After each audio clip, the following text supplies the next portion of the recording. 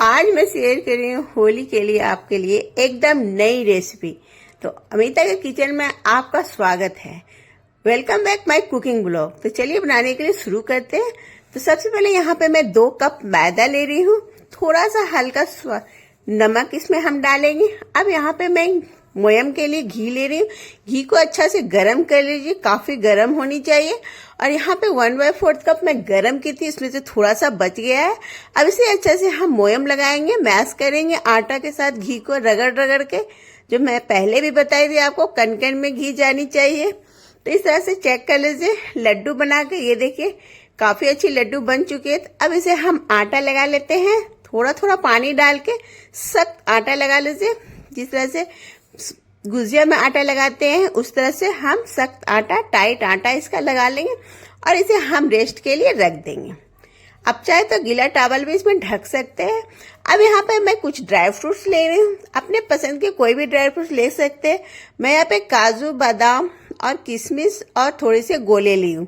तो इसमें इस रेसिपी में, इस मिठाई में आप गोले का यूज करें, बूरा का यूज ना करें। कोकोनट, डेसिकेटेड कोकोनट जो आती है, आप चाहे तो इसमें पिस्ता बादाम डाल सकते हैं। आप अपने पसंद के जो भी ड्राई फ्रूट्स आपको पसंद है आप उसे डाल लीजिए। अब इसे सारे बादाम और ड्राई फ्रूट्स को हम छोटे छोटे टुकड़े में कटिंग कर लेंगे।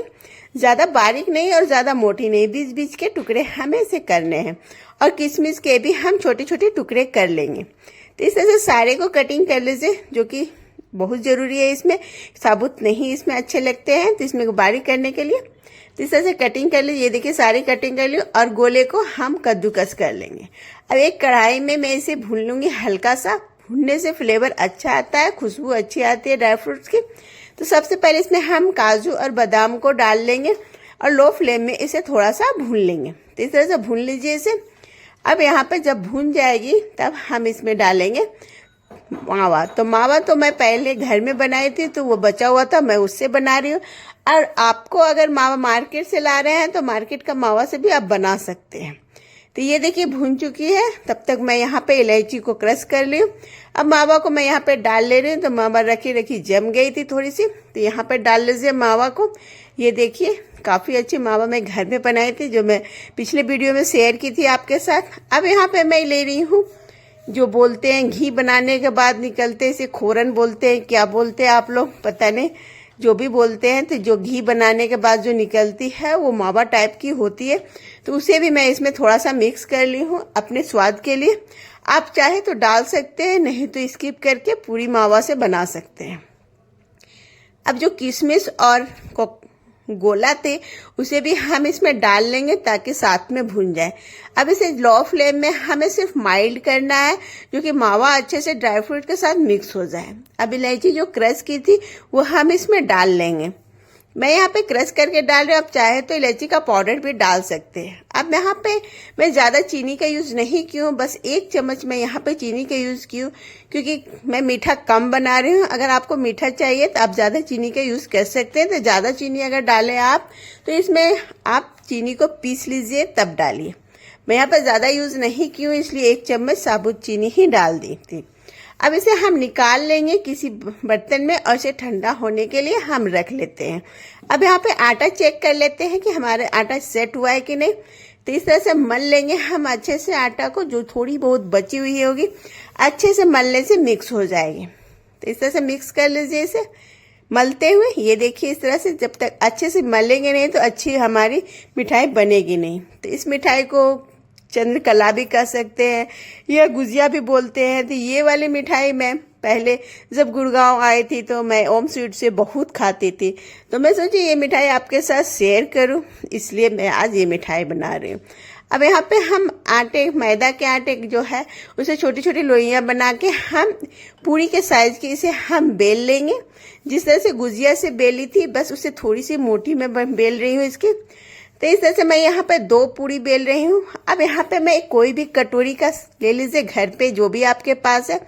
अब इससे मैं कटिंग इसलिए कर रही हूँ क्योंकि सारी हमारी जो मिठाई बनेगी वो एक साइज की बनेगी। तो इस तरह से अगर हम कटिंग करके बनाएंगे तो सारी एक साइज की बनेगी। अगर आप ऐसे बेल के बनाएंगे तो थोड़ा सा साइज का इधर उधर हो जाता है, तो इसलिए कोई भी कटिंग से आप कटिंग कर लेते, जो भी आपके पास घर में कटर हो या कटोरी ग्लास जो भी आपके पास हो। तो ये देखिए दोनों कटिंग कर ली। अब जो हमने फीलिंग तैयार की थी मावा के और ड्राई फ्रूट के, वो इसमें हम अंदर भर लेते हैं। ये इस तरह से भर लीजिए। अब इसके ऊपर हम साइड से पानी लगा लेते हैं, क्योंकि दोनों को हमें चिपकाना है, तो चिपकाने के लिए हम इसमें पानी लगाएंगे। पानी लगाने से अच्छे से ये चिपक जाएगी। तो इस तरह से लगा लीजिए पानी। आप चाहे तो दोनों हिस्सों में, दोनों पूरियां में लगा सकते हैं पानी, या एक में भी लगाएंगे तो चिपक जाएगी। अब दूसरे ऊपर से हम इसे रखेंगे और इस तरह से हम इसे दबा देंगे। ये देखिए इस तरह से दबा दीजिए अच्छे से प्रेस करके, ताकि दोनों हिस्सा अच्छे से चिपक जाए, ताकि जब मैं इसे फ्राई करूं तो ये निकले ना। इस तरह से इसे चिपकाना है आपको। ये देखिए इस तरह से अच्छे से हम दबा लेंगे। अब जिस तरह से गुजिया में हाथों से डिजाइन बनाते हैं, उस तरह से हम इसकी डिजाइन बनाएंगे। ये देखने में काफी सुंदर लगती है और खाने में काफी टेस्टी लगती है। तो जब मैं पहले गुड़गांव आई थी तो मैं ये बहुत खाती थी, दिवाली, होली और बगैर भी, क्योंकि होम स्वीट में काफ़ी मिलती थी। तो मैं ये वाली मिठाई अक्सर मंगवा के खाती थी घरों में। तो इसलिए मुझे ये वाली मिठाई बहुत पसंद है। तो मैं आज खुद से बना रही हूँ, आपके साथ बनाकर शेयर कर रही हूँ। ये देखिए इस तरह से तैयार है। आप अगर इस तरह से कटिंग करके बनाएंगे तो सारे के साइज एक जैसे लगेंगे आपको। अब दूसरा भी मैं एक बार मोड़ के दिखाती हूँ। तो इस तरह से मोड़ के आखिरी वाले को आप अच्छे से दबाएंगे, नहीं तो जब ऑयल में फ्राई करेंगे तो ये निकल जाएगी। इसलिए आखिरी वाले को अच्छे से दबा लीजिए आप, ताकि खुले ना तेल में जाने के बाद।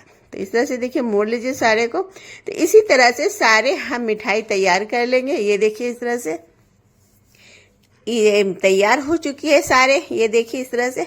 अब इसे हम फ्राई कर लेते हैं। तो फ्राई करने के लिए तेल को हल्का लो फ्लेम में गरम रखिए, ज़्यादा गरम ना रखें, नहीं तो बबल्स आ जाएंगे फ्राई करने में। तो इसे लो फ्लेम में हमें फ्राई करना है।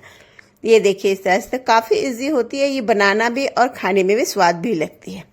तो अगर मेरी रेसिपी आप YouTube से देख रहे हैं तो आप हमें सब्सक्राइब कर सकते हैं, और जो नए लोग जुड़े हैं वो भी सब देख रहे हैं वो भी सब्सक्राइब कर ले, और जो पुराने हैं वो भी बेल का घंटा, जो पुराने हैं वो लाइक शेयर जरूर करें, और जो नए जुड़े हैं वो सब्सक्राइब कर ले और बेल का घंटा प्रेस जरूर करें, जिससे कि नए नए वीडियो लाने के लिए मुझे मोटिवेशन मिले। और अगर फेसबुक से देख रहे हैं तो आप हमें फॉलो कर लीजिए, ताकि मैं नई नई रेसिपी आपके लिए लाती रहूं और आप देखते रहें। और रेसिपी अच्छी लगी तो लाइक शेयर जरूर करें, और कमेंट करके हमें बताएं कि मेरी कैसी वीडियो लग रही है, कैसी रेसिपी लग रही है। और अपने दोस्तों के साथ, रिलेटिव के साथ भी ज़रूर शेयर करें, ताकि मेरी वीडियो दूर दूर तक जाए, ज़्यादा से ज़्यादा लोगों तक। तो इस तरह से सुनहरा कलर होने तक हम इसे फ्राई कर लेंगे। अब दूसरे बैच वाले भी हम इसमें डाल लेते हैं। इस तरह से देखिए, और गैस की फ्लेम को लो पे ही फ्राई करना है पूरी तरह से इसे। अब यहाँ पे मैं चाशनी बना रही हूँ। तो चाशनी बनाने के लिए मैं यहाँ पे 1.5 कप के करीब यहाँ पे मैं चीनी का यूज़ कर रही हूँ। तो मैं यहाँ पे चाशनी का कम यूज़ कर रही हूँ, और यहाँ पे सेम उतना ही, जितना चीनी ले उतना ही पानी का यूज़ करें आप। अब यहाँ पे गैस को ऑन कर लेते हैं और इसे हम फटाफट चाशनी बना लेते हैं। तो यहाँ पे चाशनी में मैं थोड़ी सी केसर और थोड़ी सी इलायची डाल रही हूँ। अगर आपके पास केसर है तो डाल सकते हैं, और केसर नहीं है तो फुल्ली स्किप कर सकते हैं इसे। तो केसर मैं यहाँ पे डाल रही हूँ, क्योंकि मेरे पास थे तो मैं डाल ले रही हूँ। अगर आपके पास नहीं है तो स्किप कर सकते हैं। और इलायची जो हरी वाली इलायची होती है उसे भी क्रश करके इसमें डाल लीजिए, क्योंकि चाशनी में अच्छा स्वाद आ जाता है, फ्लेवर जब हम खाते हैं तो अच्छी लगती है। तो अब इसे हम फटाफट चाशनी बनाएंगे। तो चाशनी हमें न ज़्यादा गाढ़ी बनानी है न ज़्यादा पतली बनानी है, इस तरह की हमें चाशनी बनानी, इस तरह की चाशनी बनानी ताकि ये जमे ना। तो जब तक चाशनी हो रही है मैं एक बार आपको दिखा देती हूँ कि कैसी बनी है हमारी। तो ये देखिए सारे हमने फ्राई कर लिए हैं, काफ़ी सुंदर लग रही है देखने में, सारे एक जैसे। तो इस तरह से कटिंग करके बनाएंगे आप तो काफ़ी सारे एक जैसे बनेंगे, डिज़ाइन भी और साइज भी। अब चाशनी चेक कर लेते हैं हम। तो यहाँ पे देखिए हमें कोई भी तार नहीं चाहिए, पर पतली भी नहीं चाहिए।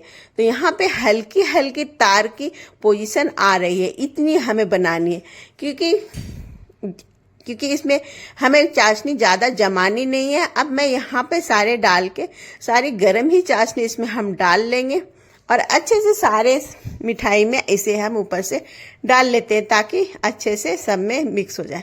अगर आपको ज़्यादा चाशनी अंदर खाते हैं तो अंदर एब्जॉर्ब करने दें मिठाई में, ताकि ये अंदर से एब्जॉर्ब हो जाएगी तो ज़्यादा चाशनी रहेगी।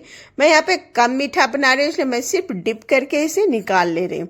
आपको ज़्यादा मीठा खाना पसंद है तो आप इसके अंदर तक एब्जॉर्ब होने दीजिए चाशनी को, तब इसे निकालें। तो इस तरह से सारा मैं निकाल लेती हूँ।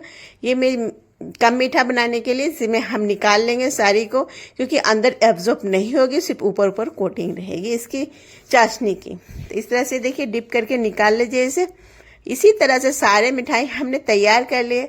ये नई मिठाई आपको कैसी लग रही है आप ज़रूर हमें कमेंट करके बताएं। अच्छी लग रही है तो भी और बुरी लग रही है तो भी आप बता सकते हैं। तो ये देखिए इस तरह से। अब यहाँ पे मैं इसे ऊपर से थोड़ी सी केसर से गार्निश कर लेती हूँ। आप चाहे तो यहाँ पे सिल्वर वर्क लगा सकते हैं, ड्राई फ्रूट से भी गार्निश कर सकते हैं। मेरे पास सिल्वर वर्क नहीं थी तो मैं यहाँ पे केसर से गार्निश कर ली। ये देखिए हमारी मिठाई होली स्पेशल तैयार है।